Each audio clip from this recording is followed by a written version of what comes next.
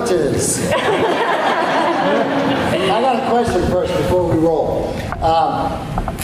Who was here yesterday at that dinner? Anybody use? All right. I'm sorry that the airlines canceled both my flights. So I took a 7:30 this morning. Was hopefully they didn't cancel that, or else I'll be on the way to LA.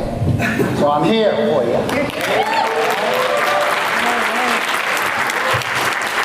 Traveling this weekend's been out of control, like you said. You're here now, and that's what's most important, and you're safe. It's the new norm now. You will either sit on a tarmac, be delayed, or be canceled for the day.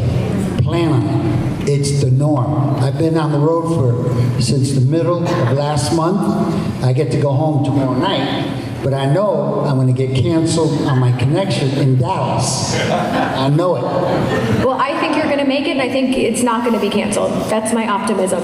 So let's hope for the best, right? Let's hope for the best. Tell it to the pilot. I'm going to call him right now. Because the pilots are the ones that decide if they're going to go or not. They make the final decision. It's not the controllers, it's the pilots. They can come in and say, you know what? I got to go to the bathroom. Hold on. And then they can say, no, we're not going. You know what I mean? I know it for a fact. But anyway. Okay. Hi.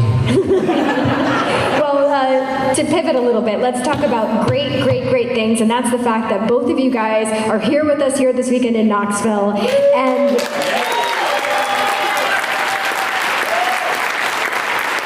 you guys are so wonderful, like above and beyond, to meet everybody that wants to come see you. I have to know, what is your favorite thing about getting to do Comic-Cons?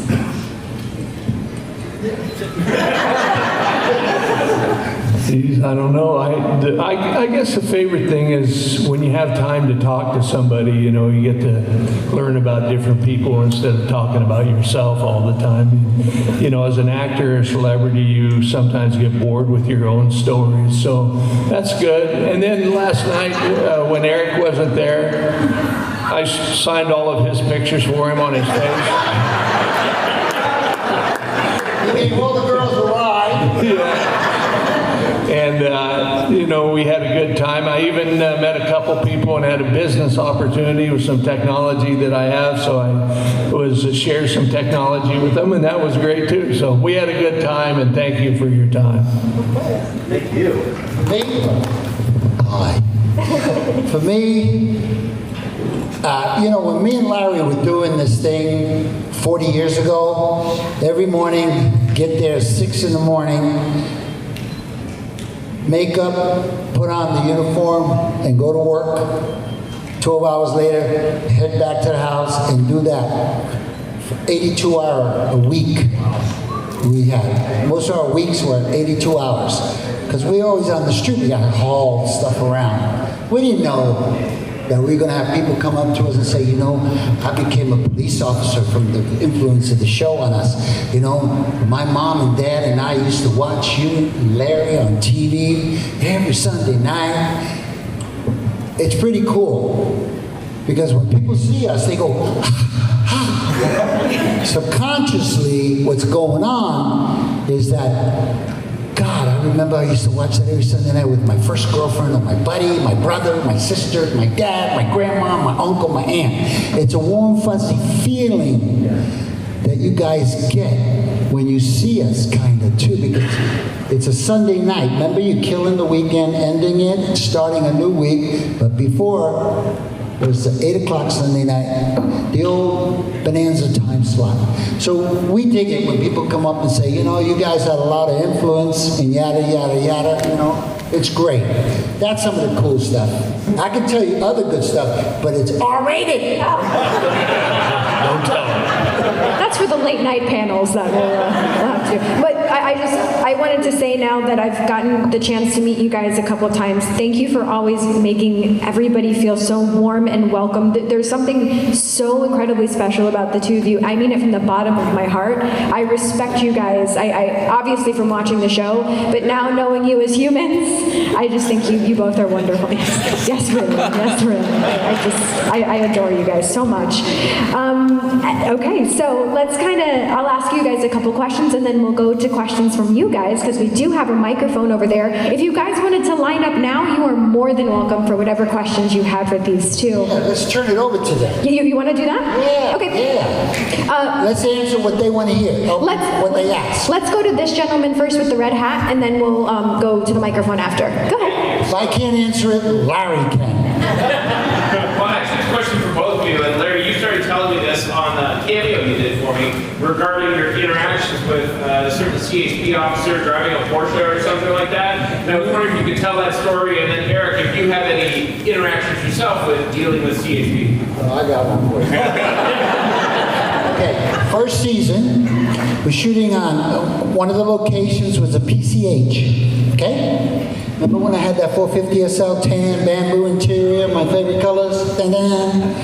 I'm jamming up Pacific Coast Highway, 75 in the morning to get to location, base camp. Base camp is where everybody meets, all the dressing rooms, breakfast is served, craft service, where everybody meets, and then we we go to the location where we're going to film. Base camp is where we get to. So I'm jamming to get there on time, and I see the candy flashing behind me. Right? I go, oh, well, I pull over. I'm not going to argue. I just pull out my license, gave it to the guy, CHP officer in a squad car. And he says, you know? I said, yeah, I know here. So he went back, procedures, they got to run the plate, your license to make sure there's nothing out there that you owe them. And so he comes back, I sign it, he takes off, I leave. By the time I left him and got to base camp, everybody at base camp knew that I got stopped by a CHP officer, and his thing was, I just pulled over Poncherello and gave him a ticket. That was my first and the last ticket I ever got. Oh, wow. Because after the show was a hit, everybody was digging on the show, especially cops. Oh, I had a black 930 turbo Porsche, and I think I had just gone, there were a couple experiences actually. One, I had just gone to race school up at the Bob Bondurant race track up in Laguna Seca, Northern California.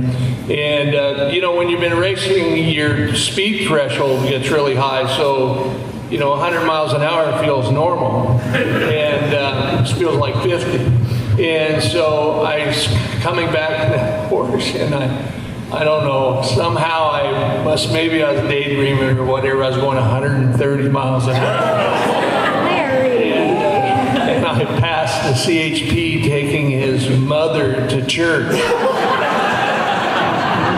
My license plate, of course, was 7M3, 7 Mary 3.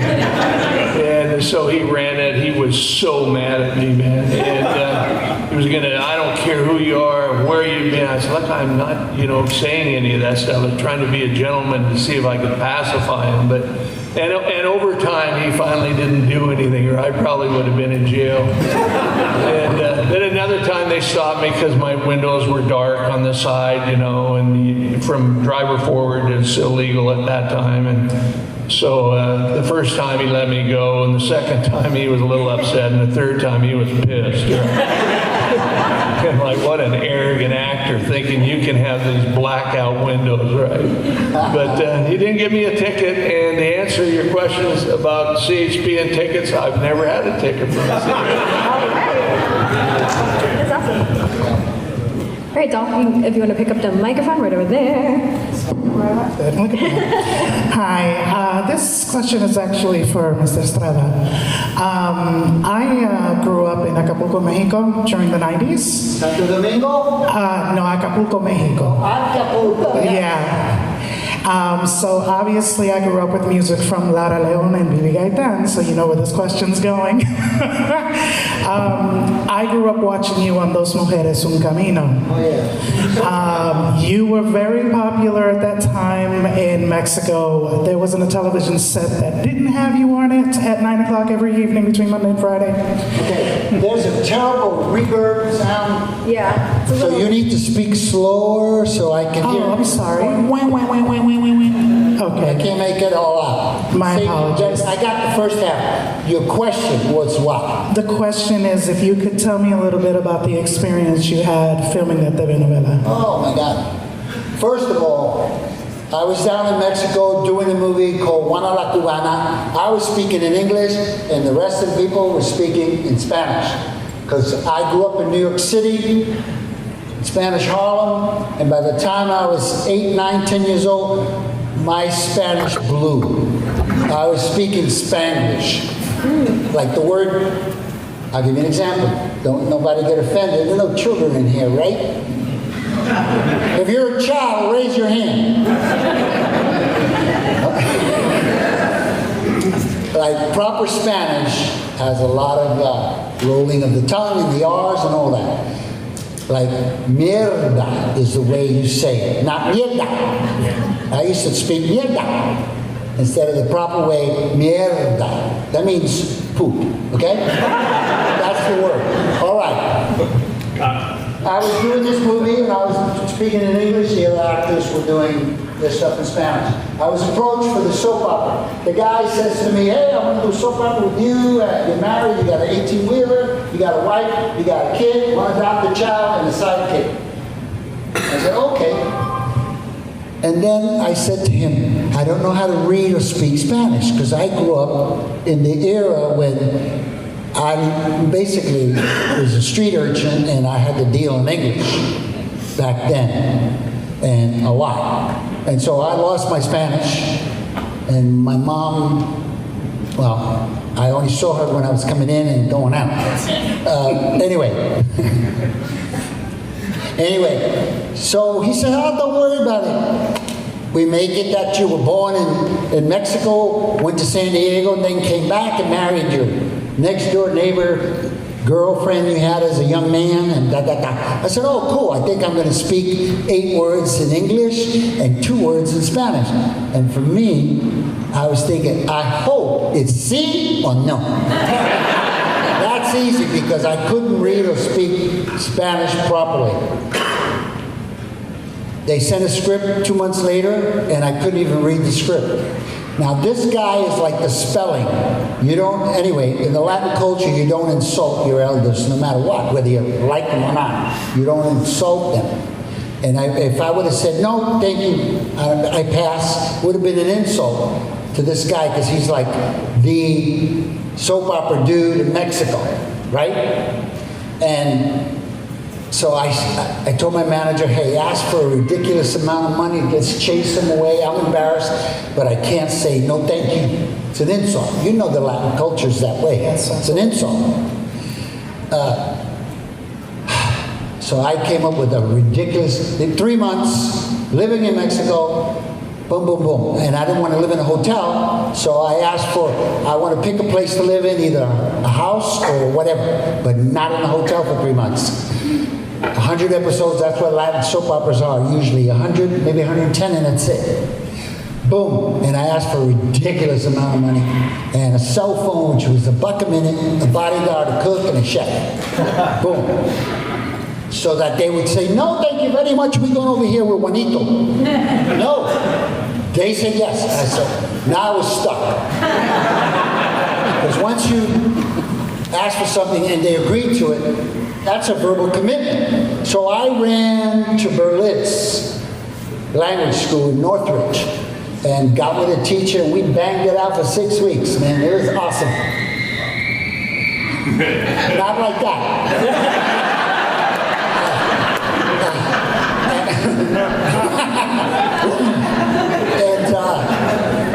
And I got to Mexico, and I had to learn how to listen and repeat because we did 10 episodes a day. Anyway, the 100 episodes turned into 457 episodes.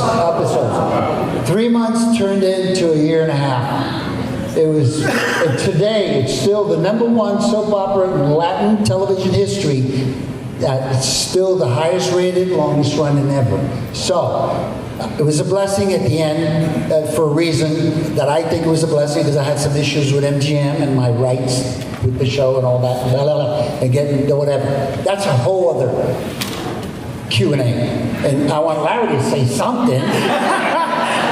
Well, I do thank you very No, I know much. my partner's cool, just chilling. Because he had to take over last night because I wasn't here because I was stuck on the tarmac. So anyway, that's that experience. So I didn't want to live in a hotel, so I looked at a bunch of houses and then I said, wow, these are beautiful homes and all that. But then I was thinking, you know what? On Saturday mornings, Juanito and his brother Carlos and Miguel and Juan are going to be at my wrought iron gate going, photo, Pancho, photo! You know what I mean? So I took an apartment in a high-rise. It was great. That answer your question? Yes, it does. And I You should just go want- sit down. Yeah. Thank you. It's so great that you guys are here. You know, it just, my brother and I, we watched CHiPs growing up. We were like 5 years old. We had a CHiPs big wheel. We loved it.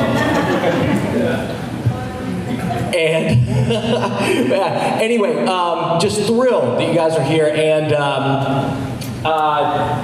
so there was a CHiPs marathon on. My wife and I were watching, and we liked it as much. I liked it as much as I remember liking as a 5-year-old boy. But boy, I took note of something. It was this episode where you guys were on a beach or out in a body of water with these. Everybody was in bikinis and bathing suits and like these catamarans.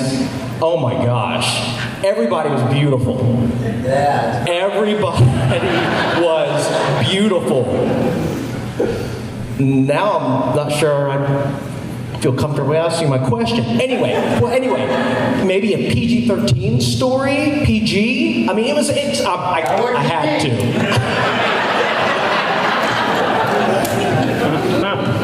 I just watched Ponch. I was a training officer, you know. But no, we had great times. I always kind of joke and say that we were young men with identity crises, and we indulgently had a great time and went to the carnival many times and rode some great rides. I'll leave it at that. Thank you. I just got it. Okay. What's your question? So, Mr. Wilcox, you went on to an episode of MacGyver, and it was a complete opposite of what you did on CHiPs. In fact, you were like a gun runner that gave all the guns to like these rival gangs. Can you tell us a story about that, working on MacGyver? Yeah, you know, when you do it, in my case, Hey, where you go? That's what I thought. Got his question in, he's leaving. yeah, sorry.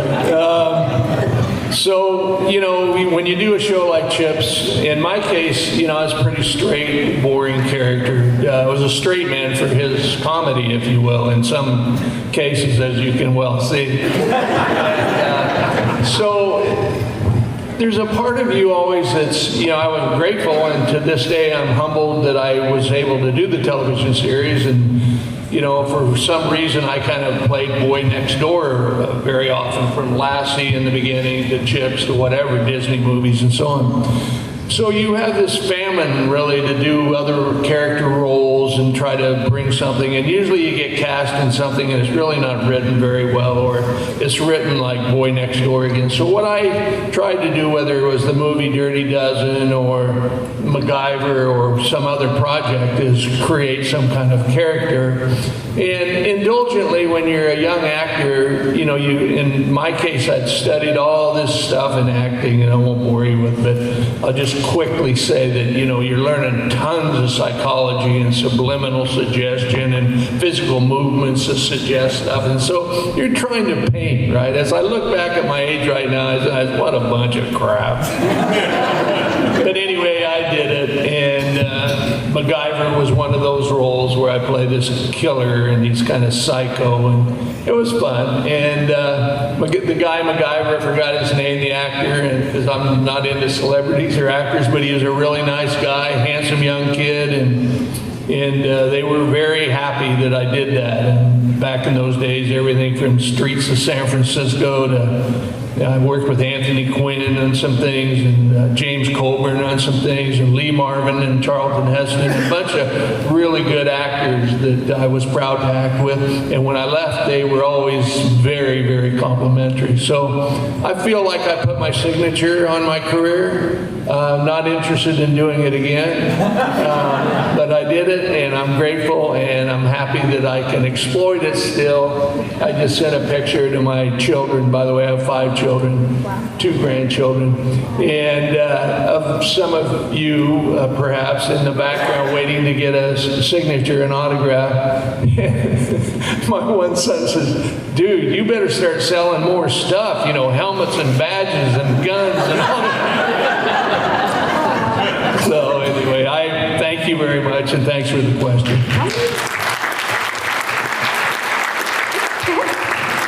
Hi, Erik. When you were in The Cross and the Switchblade, before you filmed, did you read the book? No, I didn't read the book. I was 19 years old. That was my first movie when I was 19. All the auditions were improvisation.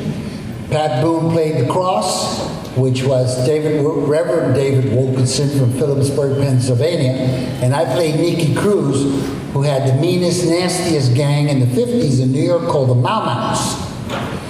And so I grew up in Harlem, and I was very familiar with drugs because my dad was stuck on the needle. My mother fired him when I was 4, so I had that exposure.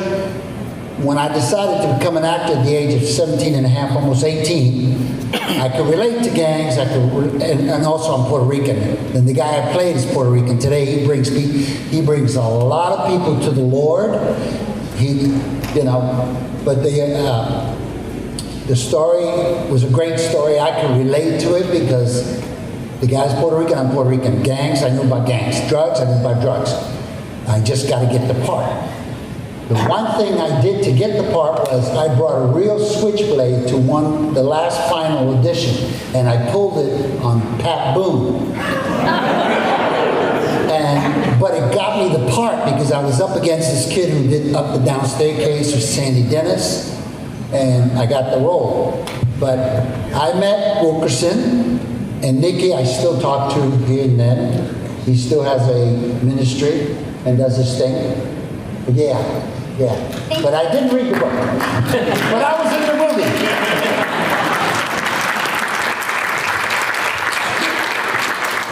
Hi, my question is for both of you. Do either of you have like a favorite memory from when y'all were filming Chips? When we got a raise.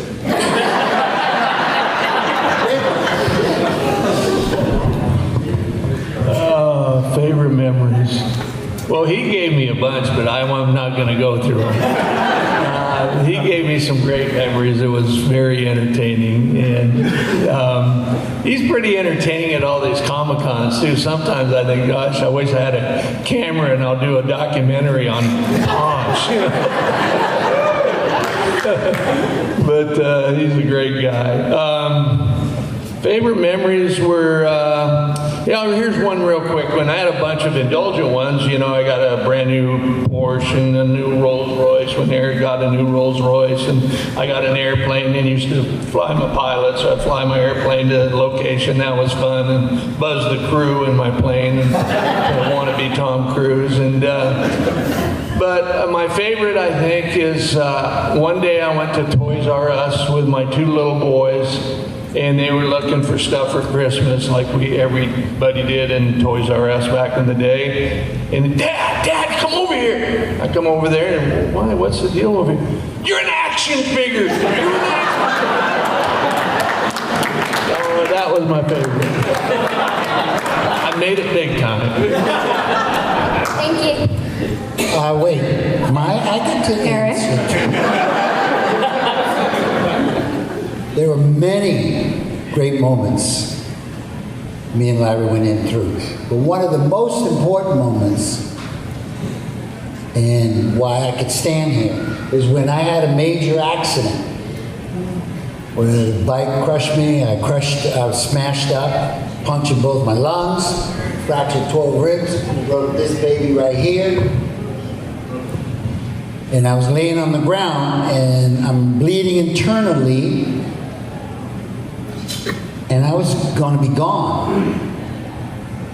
But because Larry was a nom, boom, he knew what to do. He grabbed me and said, "You look at me, open your eyes." And he held me up until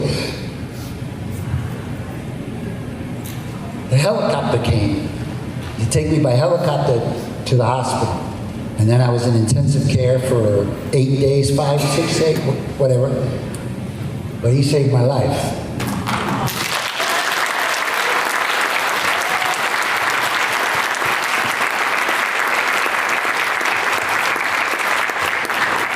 It is what it is.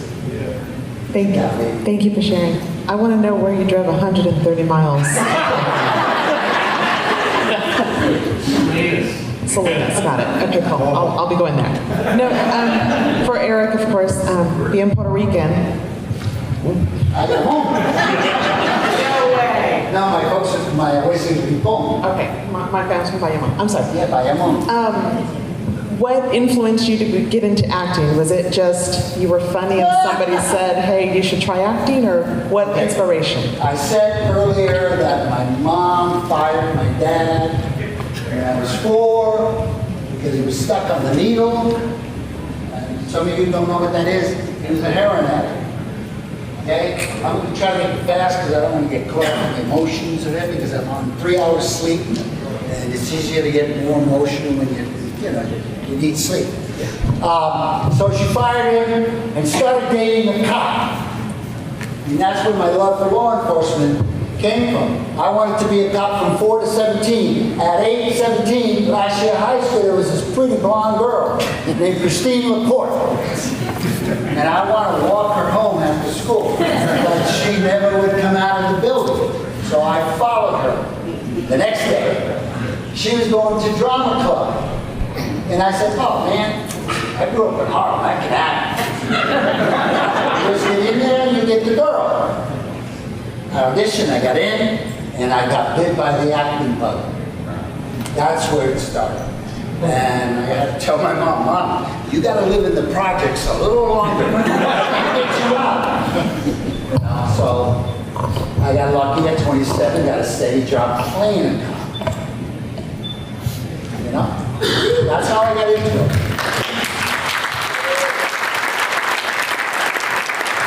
And right now, guess what? He is a cop. Oh yeah, 14 years ago I became a real cop. I went back to my dream. All right, so we have about 5 minutes left, so let's try to get through these final 4 questions. If you don't mind, I have Next one. saw the blue line hat, did you? Just kidding. I have a gift for each of you guys, if you would be interested, and these are law enforcement challenge coins from my department. Looks like a challenge coin to me. Correct. Both of these, one is in memory of one of my officers. I was a sergeant. He succumbed to COVID in October of 2021. I hear you. And I miss him a lot. He was a good guy. He was a good officer. And on the other one, the year 2017 was the deadliest year for my department. We lost 5 people in the year 2017, 4 of them on the same day. And so you can fight between the 2 of you which one gets which. You gotta come by our table. We got a coin for you. I'll do that, sir. You got to. I'll give these to you down there if you. Come by the table. I will. And we'll switch out. And my question is, obviously, you did so well playing the parts. Did you do ride-alongs before you started filming with the CHP to get an idea? I did ride-alongs, but I did it when I was 20 years old on a movie called The New Centurions back then with the LAPD. Right. Yeah, that's my first drive-along. I never really did a ride-along. I did a little bit with the CHP before, but then we both went through motorcycle training with the CHP. We had to lay down the bike and wreck it, and high-speed stops, and brake and clutch, and then you get really good on the bike so you can do figure eights. But to you, I sense that pain being in Vietnam. I know what you're speaking about, and I hope you get a lot of love and support from regarding PTSD, because it's key. And PTSD to me isn't something to be ashamed of; it's something to be proud of, because you stood tall and supported your fellow men. So God bless you, and God bless those men. Thank you, sir. And thank you for your service. Thank you both. And I'm glad you made your dream come true of being a police officer. I'm glad you got to live your dream for real. Yeah. And I'm in Virginia. I work Frederick County Sheriff's Department. I work ICAC. I tried 3 years on the street, and I said, no more of this. People wouldn't let me do my stuff. In Muncie, Indiana, so I went over to became a deputy sheriff in Bedford County, and now I'm in Frederick County because my sheriff retired. But I work ICAC. ICAC stands for Internet Crimes Against Children. that's one of the hardest jobs, because you see things that nobody should have to see. See things you will never forget. Yeah, I've taken up far too much time. I'll see you guys downstairs. Thank you. Thank you. So we're at time technically, so we'll have time for Batman! We're gonna let Batman go. Batman, you have to be our final question. I'm so sorry. We love you. Thank you, officers. In 3 seasons, Robin and I had 2 separate bat cycles. My question for you all is, how many iterations of your motorcycles did you go through during the course of filming the TV show? I think we had 6 apiece, and we crashed them all. There's only 2 kinds of motorcycle riders. Those that have been down and those that are going to go down. That's the CHP motto. That's what the first thing they told me. I said, you're right. On the cars, we used to wreck those cars, then put them on the ramps and stuff, right, on the freeways, and then we'd repaint them and wreck them again. I think it's that microphone that's making that. Yeah, it is. If you have a question, don't go away. We're going to get you. The next performer can wait.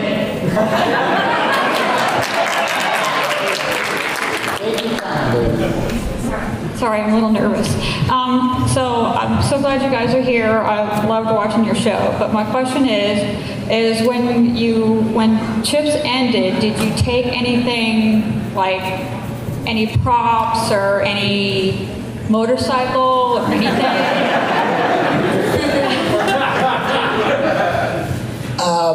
I got one. It's in my guest house in the corner where my pool table was, and all that. Yeah, that was a gift from the Teamsters.